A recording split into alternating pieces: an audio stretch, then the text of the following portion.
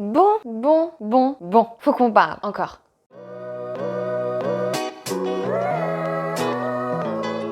Dans l'une de mes vidéos, je vous dis qu'il faut calculer son métabolisme et retirer quelques calories en rajouter pour maigrir ou pour grossir. Évidemment, le métabolisme, c'est propre à chacun. Il faut quelques temps afin d'être sûr que le nombre de calories que l'on consomme nous convient. En revanche, je pense qu'il est vraiment important de rappeler qu'il n'y a pas que le calcul des calories. Évidemment, si tu te gaves de chocolat ou de hamburger en te disant c'est bon, j'en reste dans mon total calorique de la journée, ça va pas le faire. Parce que tu as besoin de glucides, de protéines et de lipides qui sont les premières sources d'énergie de ton corps. Et la façon dont tu vas les consommer va impacter sur ta perte de poids, sur ta prise de poids et sur ta santé. Donc je pense que faire un petit récapitulatif des macronutriments, ça fait pas de mal. Déjà, il faut faire la différence entre macronutriments et micronutriments. Les macronutriments, ce sont les lipides, les protéines et les glucides, comme je viens de le dire. Les micronutriments, ce sont les vitamines, les fibres, les oligo-éléments, etc., qui, eux, sont des molécules beaucoup plus petites. Et notre besoin en micronutriments est inférieur à notre besoin en macronutriments. Mais j'imagine que la question principale, c'est plutôt pourquoi calculer ces macros. Calculer ces macros, c'est utile du coup pour pouvoir garder la ligne, pour être en bonne santé, mais aussi pour augmenter sa masse musculaire si on a un objectif de masse musculaire. Mais il est aussi super important de savoir que chacun de ces nutriments, de ces macronutriments, a un impact différent sur la satiété et sur la façon dont ça interagit avec notre corps. Je ne dirai jamais assez, comprendre notre corps est utile dans nos objectifs. Déjà, à quoi servent les lipides? Les graisses si tu préfères. Ils servent à garder une température stable, mais aussi à préserver nos cellules et notre système nerveux. Mais pas seulement. Ils contribuent au transport de certaines vitamines qui sont essentielles à notre corps, mais également au bon fonctionnement des hormones. Et comme je l'ai déjà dit, les hormones ont un impact sur ta perte ou ta prise de poids. Évidemment, toutes les lipides sont pas bonnes à prendre. Si autant dans l'huile d'olive et le poisson gras, c'est super bon pour la santé, de l'autre côté, les pâtisseries et les fritures, c'est des graisses trans qui sont pas vraiment utiles à notre corps. Mais surtout, ce qui est le plus important dans le cadre d'une perte de poids, un rééquilibrage alimentaire ou un régime quelconque, c'est que les lipides ont un pouvoir de satiété moindre face aux protéines et aux glucides. Pour 1 g de lipides, il y a 2 fois plus de calories que dans 1 g de glucides et de protéines. Ça veut pas dire qu'il faut pas en consommer. Le gras, c'est réellement la vie. Mais du coup, pour moindre de graisse, ça fera plus de calories. Et ça, faut le retenir. D'ailleurs, en parlant des autres macronutriments, on va parler des glucides.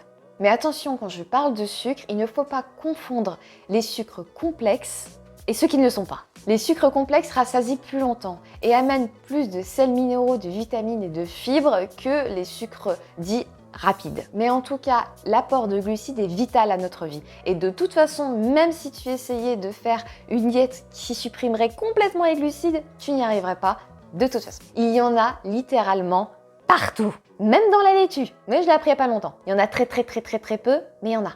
En revanche, quand on parle de sucre, c'est-à-dire qu'il y a les glucides, mais il y a surtout dedans le sucre pur. Il faut savoir qu'il y a un total à pas dépasser par jour. Et du coup, je t'invite vraiment à aller voir sur le site de l'ANSES. Oui, là, il y a un cut, parce que j'ai essayé de le dire je sais pas combien de fois, et je n'arrive pas à le dire. Donc, je suis peut-être un petit peu débile. Du coup, je te l'ai écrit juste avant, parce que là, du coup, c'est pas écrit. Ah, peut-être que c'est écrit, je ne sais pas, mais je l'ai écrit. Oui, ça a l'air débile à prononcer, mais je vous assure que là, tout de suite, j'ai pas réussi. Il y a des jours comme ça, on n'y arrive pas.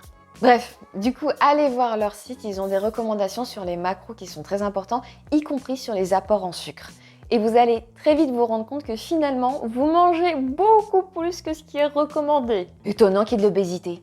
Mais c'est pas de votre faute, hein, on se fout juste de notre gueule.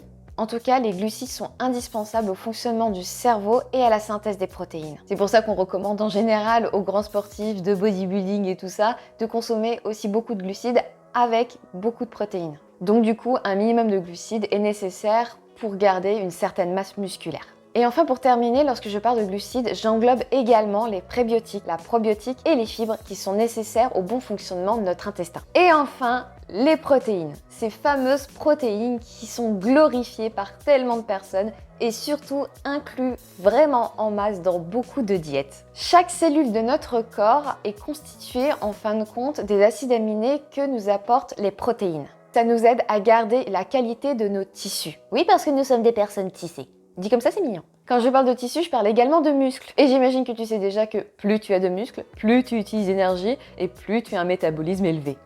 Donc ça sert au bon fonctionnement métabolique, mais également à la régénération cellulaire. Sans oublier le transport des micronutriments. Oui, parce que tu as besoin de micronutriments, mine de rien. Même si c'est en moindre quantité, tu as besoin de micronutriments pour vivre.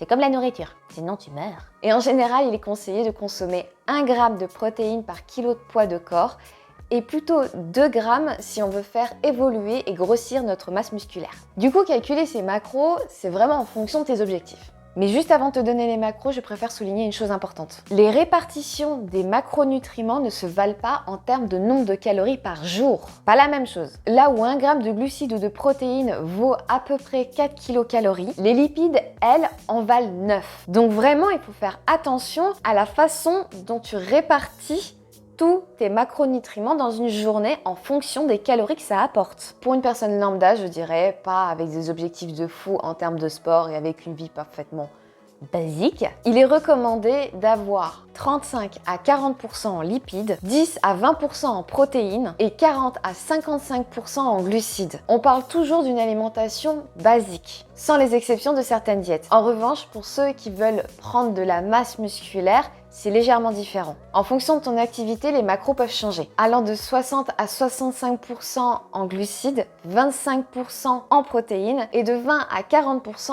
en lipides. Mais pour les grands sportifs, il est plus utile de calculer en termes de grammes par kilo de poids de corps. 1 g de lipides par kilo de poids de corps, de 3 à 4 g de glucides par kilo de poids de corps, et enfin 2 g de protéines par kilo de poids de corps. Qui donnerait pour une personne de 50 kg 100 g de protéines, 150 à 200 g de glucides et 50 g de lipides. Je pense que tu as compris l'essentiel de cette vidéo. Calcule tes macros pour avoir une meilleure santé. Fais attention aux diètes qui sont spécifiques, demande à ton médecin. Et voilà, et si jamais tu veux en savoir un peu plus sur ton corps dans le cadre d'une perte ou d'une prise de poids, la façon dont il fonctionne, parce que je le dirai toujours, et ça doit faire la 3e fois de la vidéo, je sais plus que je le dis, mais apprendre le plus sur son corps et apprendre le plus sur la diététique et la nutrition, c'est comme ça qu'on y arrive le mieux à avoir une bonne santé et d'une certaine manière, une ligne ou un poids stable. Et si jamais cette vidéo t'a plu, je t'invite à t'abonner, activer la petite cloche, mettre un petit like pour m'encourager et également aller regarder les autres vidéos où je parle de perte ou de prise de poids en fonction de mon expérience, de ce que j'ai découvert avec les recherches que j'ai fait pendant des années et tout ça avec un peu d'humour et un peu de sérieux. À la prochaine! Donc je pense que faire un petit récapitulatif... Putain, j'arrive pas. Donc je pense que faire un petit récapitulatif... J'arrive pas à dire normalement. Récapitulatif. Donc je pense que faire un petit récapitulatif... Et comme je l'avais déjà dit, il y a une mouche qui passe, ça va y être. Va te poser quelque part. Une pâtisserie quelconque, je n'ai pas de mots là tout de suite, des céréales. Non, il n'y a que du sucre là-dedans.